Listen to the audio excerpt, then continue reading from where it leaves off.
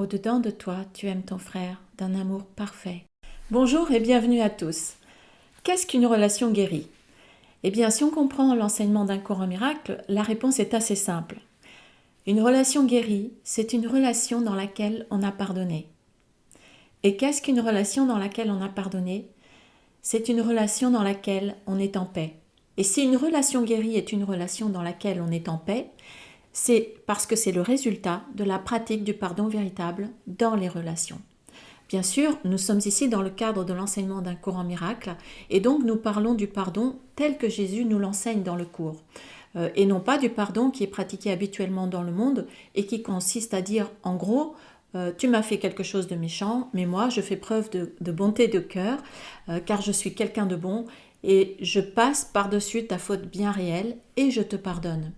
Et puis nous continuons comme si rien ne s'était passé, sans rien changer à notre manière de fonctionner, mais juste en ayant bonne conscience jusqu'au prochain conflit. Ça, c'est le pardon qui culpabilise l'autre et qui en fait quelqu'un de redevable pour la grande faveur qui lui a été accordée, qui lui a été faite, de l'absoudre de ses péchés. Mais ça peut être aussi à nous que cette faveur est faite, et alors on se sent redevable pour la grande bienveillance dont on nous a gratifié. Cette manière de procéder, c'est le pardon du monde, qui n'a jamais réellement fonctionné, parce que sinon, depuis les siècles, et même depuis les millénaires que c'est pratiqué, les gens auraient trouvé la paix en eux, et le monde serait en paix. Dans l'enseignement d'un cours en miracle, on ne parle pas du tout de ce type de pardon. C'est très important de le préciser parce que la différence est radicale. Ici, il s'agit du pardon qui nous est enseigné par Jésus et qui est un processus précis et qui est exactement l'opposé du pardon que le monde connaît. À ce sujet, je vous invite à voir ma série de vidéos que j'ai postée sur le pardon. Donc, vous allez voir la playlist Pardon, dans laquelle il y a notamment la vidéo sur les deux types de pardon, les deux pardons, celui du monde et le pardon supérieur, ainsi que la vidéo sur le processus du pardon véritable, où j'explique ce qu'est le pardon que Jésus nous enseigne dans le cours. Et si vous voulez aller plus loin, je propose également des accompagnements en individuel ou sous forme d'ateliers pour aider à la compréhension et à la mise en pratique de cet enseignement, et particulièrement pour le processus du pardon supérieur. Et d'ailleurs, j'ai mis en place un programme de formation au processus du pardon qui démarrera en septembre prochain et qui dure 1 mois et demi afin d'intégrer le processus et ses variantes et surtout dans l'objectif de mettre en place des automatismes dans les situations de la vie quotidienne. Il y aura également un week-end en présentiel au mois d'août prochain consacré à UCM en marche. UCM en marche est une méthode que j'ai mise au point pour s'exercer à la pratique du pardon pendant la marche. Et UCM en marche fait aussi partie du programme du stage sur le chemin de Compostelle qui aura lieu en juin et aussi en juillet et qui est un stage intensif sur l'enseignement d'un cours en miracle. Et il reste encore des places si ça vous intéresse. Pour plus d'informations concernant ces programmes, je vous invite à visiter mon site internet dont le lien se trouve sous la vidéo, ou si vous souhaitez me contacter directement, n'hésitez pas à le faire via l'adresse mail qui est aussi sous la vidéo. Donc une relation guérie est une relation dans laquelle on est en paix. Et il est important de savoir ce qu'est une relation dans laquelle on est en paix. C'est forcément une relation dans laquelle on a pratiqué le pardon supérieur, qui est un pardon quantique. Mais qu'est-ce que ça implique ? Comment ça se manifeste? Pour faire direct et simple, on est en paix parce qu'on a pratiqué le pardon et que le pardon a résolu le conflit en nous. Et le résultat pour nous est la paix intérieure. Le résultat extérieur peut aussi être celui qu'on désirait, c'est-à-dire la paix dans la relation. Mais ça n'est pas forcément le cas. Le but de vérité a d'autres avantages pratiques. Si la situation est utilisée pour la vérité et la santé d'esprit, son résultat doit être la paix. Et cela tout à fait indépendamment de ce qu'est le résultat. Donc ce qui compte en premier, c'est que par la pratique du pardon, notre regard a changé. Et cela a changé notre perception aussi. Parce qu'on a accepté de regarder à travers les yeux du pardon, tel qu'il est enseigné dans un cours en miracle. Et qu'on ne voit plus l'autre comme un ego ou comme un corps, mais on le voit comme la pure lumière qu'il est et que nous sommes aussi. On voit la vérité derrière les apparences. On voit le pur esprit au lieu de voir l'individu séparé. On voit le Fils de Dieu non pas en tant que fils individuel, parce que ça, c'est la figure dans le rêve dont parle un courant miracle. En tant que corps individuel, nous sommes de simples personnages dans notre propre rêve de séparation. Mais quand nous pratiquons ce type de pardon, notre regard change et nous voyons donc de plus en plus le Fils unique, universel, que nous sommes tous, le pur esprit, le vrai soi, la filialité. Une relation dans laquelle on est en paix ne signifie pas forcément que les deux personnes sont en paix, ni même que la relation extérieure est forcément harmonieuse. Ce peut être le cas, mais pas systématiquement. Mais la personne qui a véritablement pardonné, cette personne-là est en paix. Et rien qu'en pensant à l'autre personne, à partir de cet état de paix qui s'installe à l'intérieur, elle apporte aussi la paix à l'autre, car nous ne sommes pas séparés. Notre esprit est un seul esprit. Les esprits sont joints, les corps ne le sont pas. Donc, si nous pardonnons véritablement à quelqu'un et qu'ensuite nous pensons à cette personne à partir d'un état de paix intérieure, nous lui apportons aussi la paix, même si elle n'en a pas conscience, parce que nous, de notre côté, nous faisons l'expérience de ce que Jésus dans le cours appelle l'instant saint. Or, il est impossible que l'instant saint vienne à l'un des deux sans l'autre, et il viendra aux deux à la requête de l'un ou de l'autre.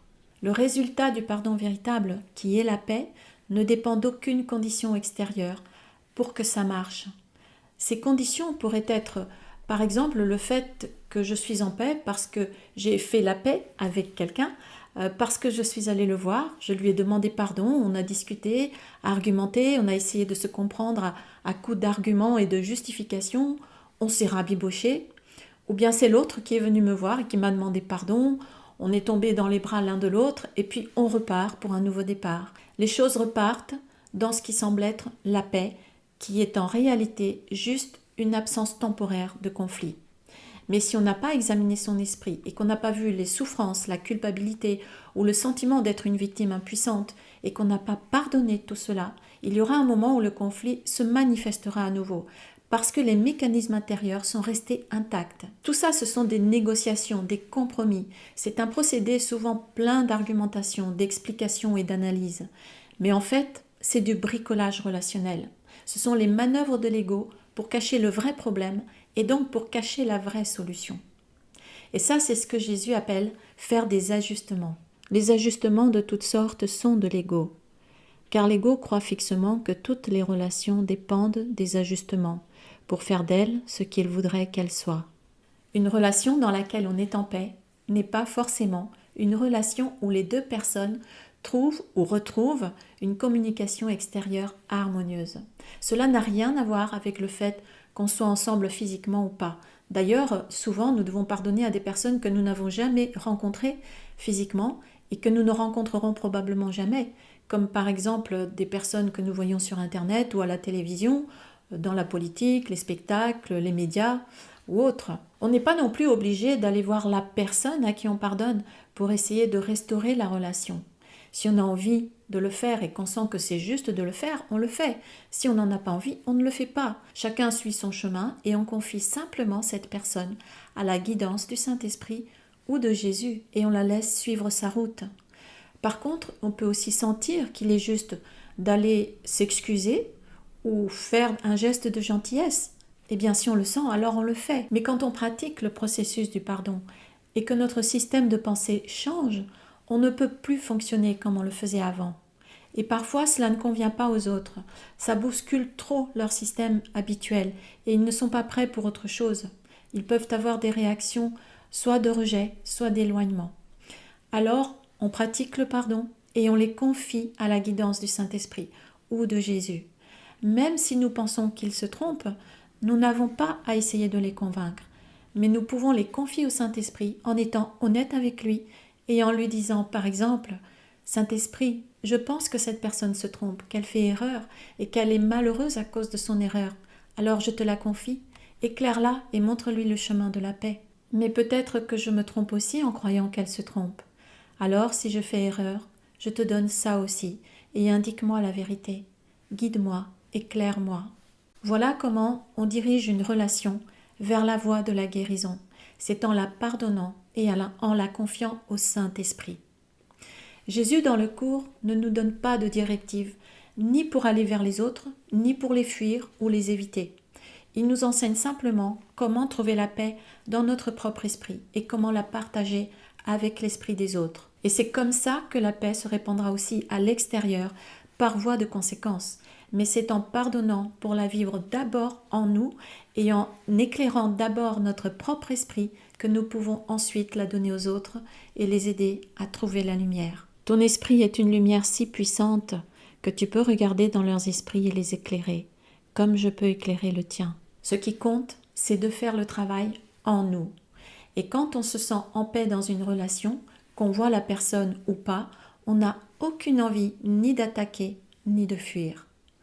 Et le fait d'être en paix nous permet de savoir plus clairement et intuitivement ce qu'il est approprié de faire ou de ne pas faire, parce que la paix intérieure nous rend plus réceptifs à la guidance du Saint-Esprit ou de Jésus.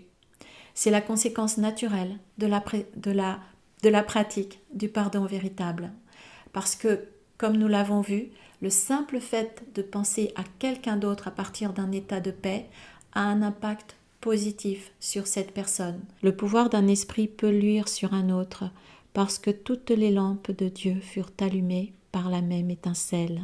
Quand on pardonne à quelqu'un, le résultat extérieur sera plus souvent harmonieux que le contraire, mais ce n'est pas toujours le cas.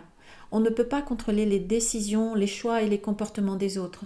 On peut seulement contrôler ce qui se passe dans notre propre esprit et regarder les autres différemment à partir de notre propre transformation intérieure. La clé, c'est vraiment de travailler à sa propre transformation intérieure et laisser les autres penser et vivre ce qu'ils choisissent de penser et de vivre. Dans la démarche du pardon véritable, il ne s'agit pas de faire des bonnes actions ou de la morale religieuse ou de la morale spirituelle ou de se forcer à être bienveillant si on n'en a pas envie.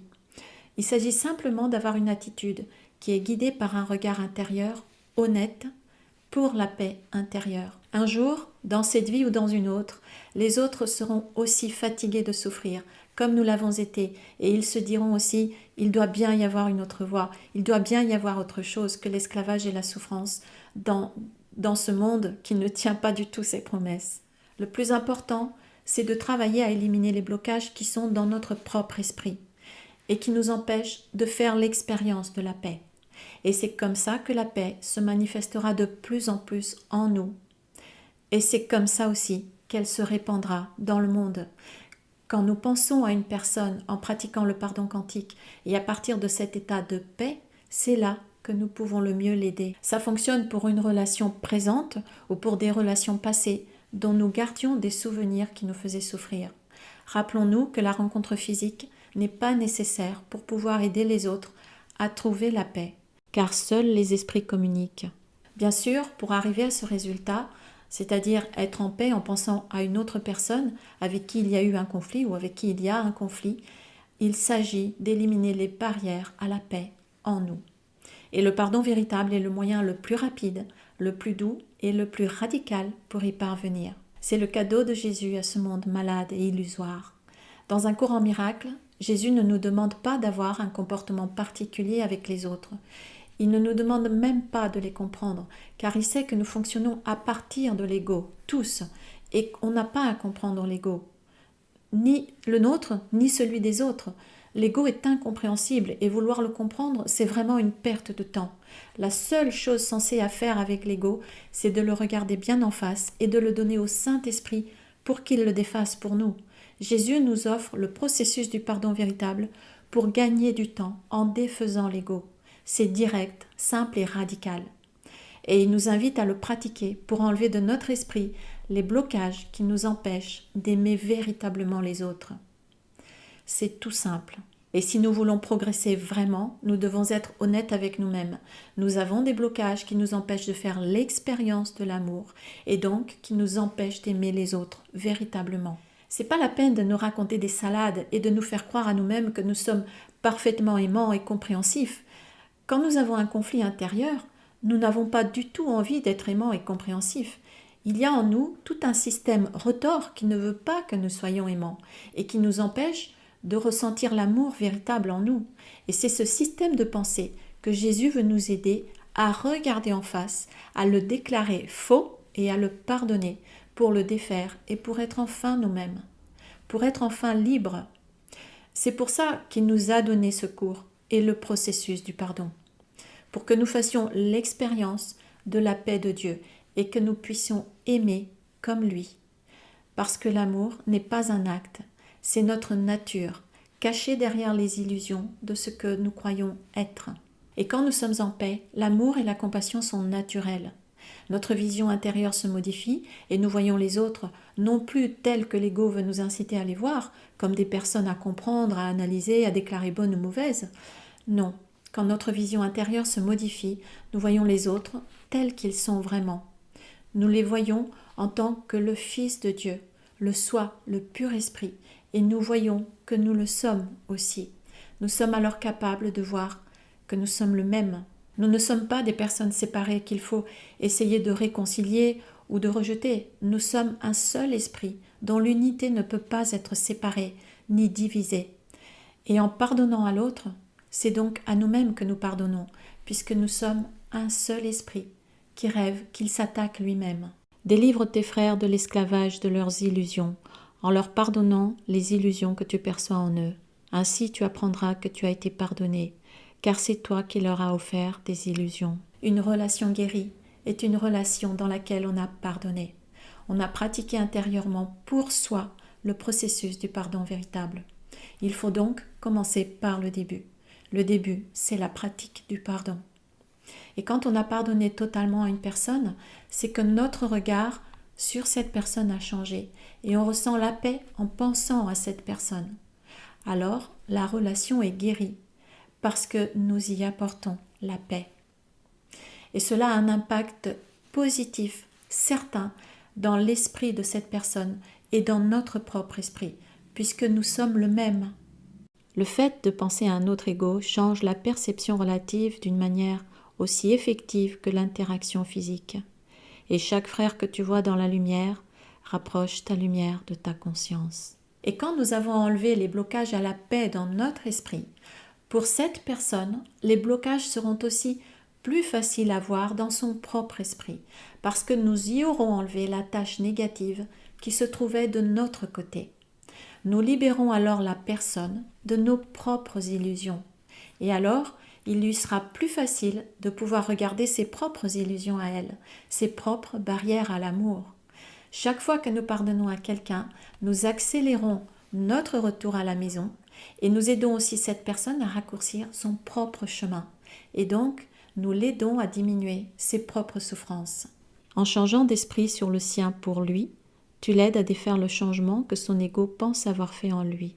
C'est le plus beau geste d'amour qu'on peut faire envers quelqu'un. Le confier au Saint-Esprit est déjà le début de l'amour et de la délivrance pour nous et pour lui. Il utilise tous ceux qui font appel à lui comme moyen pour le salut de chacun. Et il éveillera chacun par toi qui lui a offert ta relation. Tu peux confier n'importe quelle relation à ses soins et être sûr qu'il n'en résultera pas de la douleur, si tu lui offres ton désir de ne lui faire servir aucun autre besoin que le sien. Dans le cours, Jésus nous invite à regarder les autres avec lui pour que notre regard devienne comme le sien. Laisse ton esprit luire avec le mien sur leurs esprits, et par notre gratitude envers eux, les rendre conscients de la lumière en eux. En retour, cette lumière luira sur toi et sur la filialité tout entière, parce que c'est le don qu'il convient pour toi d'offrir à Dieu. Et c'est ainsi que notre esprit guérit et que nous pouvons regarder de plus en plus les autres avec amour et compassion et aussi les aider à guérir et à retrouver la liberté. Voilà ce qu'est une relation guérie. C'est une relation dans laquelle on a pardonné et on est en paix. Dans le cours, Jésus appelle ça une relation sainte. Par la pratique du pardon véritable dans nos relations, on s'avance peu à peu vers notre libération complète des illusions, retrouvant la mémoire de Dieu au fur et à mesure et éveillant notre esprit de plus en plus à notre vraie réalité, qui est pure, absolue et immortelle. Dans ta relation, le Saint-Esprit a doucement posé le monde réel, le monde des rêves heureux, dont il est si facile et si naturel de s'éveiller.